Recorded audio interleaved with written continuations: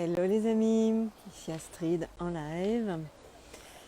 Je te laisse te connecter tranquillement, mets-moi un hashtag, un pouce, tout ce que tu veux pour me dire que ça marche.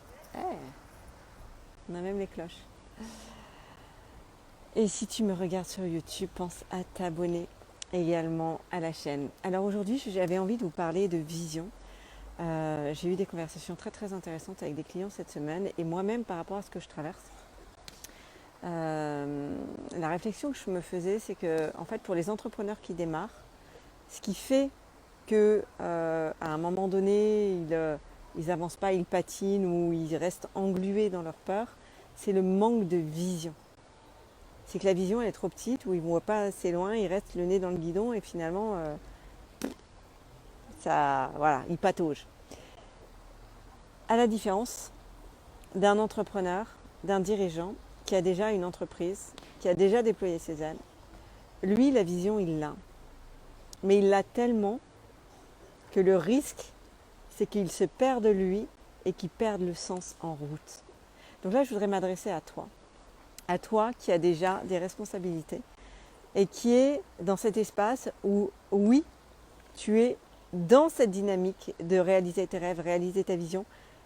Et peut-être même qu'à un moment donné, c'est plus ton rêve que tu es en train de réaliser. Qu'au milieu de tout ça, tu as oublié le sens de ce que tu faisais. Alors pourquoi j'ai envie de parler de ça?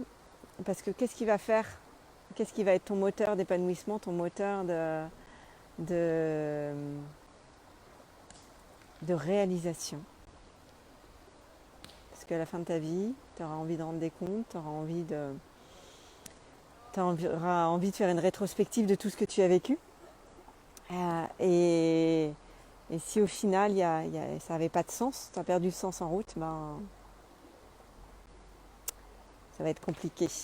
C'est d'ailleurs la plupart des gens à leur mort, ce qu'ils regrettent, c'est justement de ne pas avoir passé assez de temps avec ceux qu'ils aimaient, pas leur avoir dit suffisamment et de ne pas avoir réalisé leurs rêves. Alors, concrètement, on fait comment? C'est bien gentil de dire ça, tu vas me dire coucou, je sais pas qui est là, mais moi un petit coucou pour me dire que tu es là. Concrètement, comment on fait? La première chose, c'est te rebrancher à toi-même. C'est savoir qui tu es, pourquoi tu es doué, quelle est ta mission, qu'est-ce qui te fait vibrer, te reconnecter à tes désirs, reprendre ton espace, reconnecter à ta source intérieure en fait. Alors ça fait un peu barré de dire ça, mais en fait c'est hyper concret. Dans chaque être humain, ton corps c'est le socle, c'est l'habitacle de ton âme. Et ton âme elle est venue pour vivre une expérience humaine. Mais elle est venue aussi pour que dans ton corps tu prennes du plaisir et que ton âme et ton corps se réjouissent ensemble. Et le problème c'est que on ne nous l'a pas appris ça à l'école.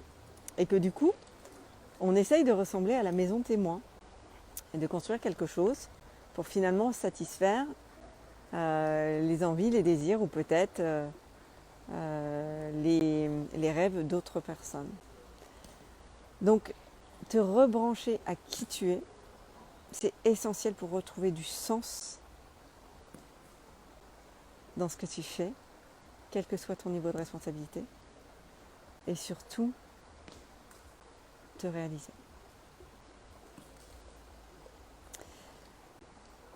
Pour ça, il faut sortir de l'hypnose et clairement ça demande un travail sur soi. Alors on peut le faire tout seul.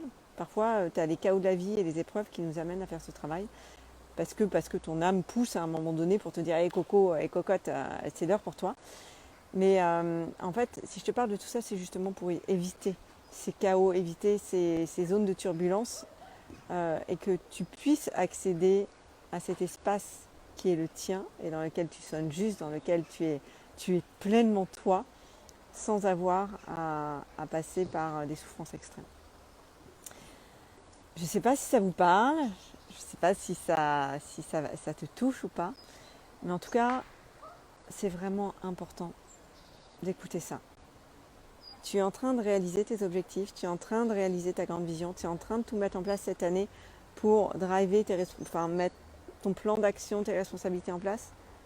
Mais et toi dans tout ça? Et toi dans tout ça? C'est quoi le sens de tout ça? Qu'est-ce qui te fait vibrer quand tu te lèves le matin? Et si quand tu te lèves le matin, c'est que des tensions, ça ne vibre pas, ou même tu as mal au ventre, il y a quelque chose, ton corps te dit quelque chose. Et il faut l'écouter. Ton corps, c'est ton meilleur ami. Moi, j'ai fait mon premier business que j'ai construit, je ne le savais pas, hein. J'étais vraiment dans la pensée positive, je vais bien, tout va bien, je donnais de l'énergie à tout le monde et tout, mais en fait, j'étais complètement coupée de mon corps. Je ne savais pas ce qui se passait dans mon corps.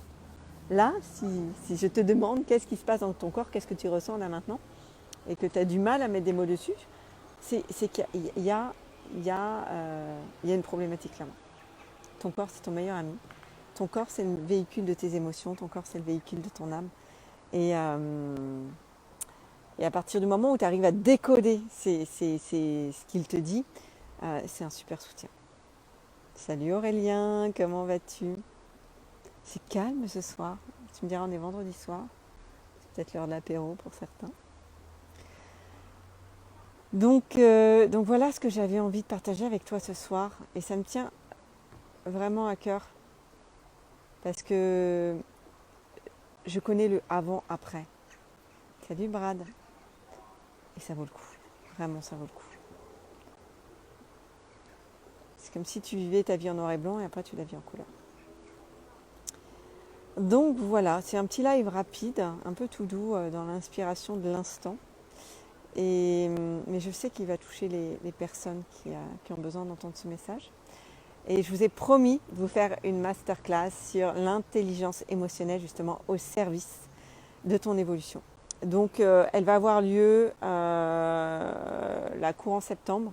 Je suis en train de voir avec mon assistante pour l'organisation.